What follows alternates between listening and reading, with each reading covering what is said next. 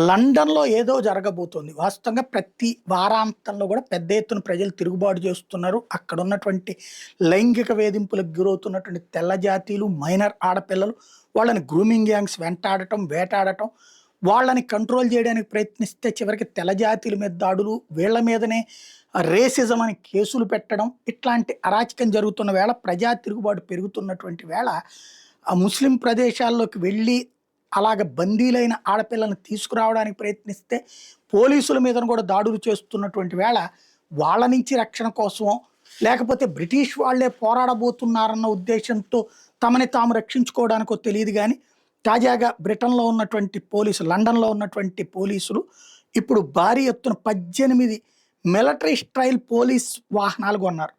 ఒక్కోటి £3,000,000 అన్నమాట. వాటిని కొన్నారు. అంటే ఒక రకంగా పేల్చినా పేలవనమాట. తుపాకీ ఏది ఓ రకంగా చెప్పాలంటే బుల్లెట్ ప్రూఫ్ వెహికల్స్ కొన్నారు.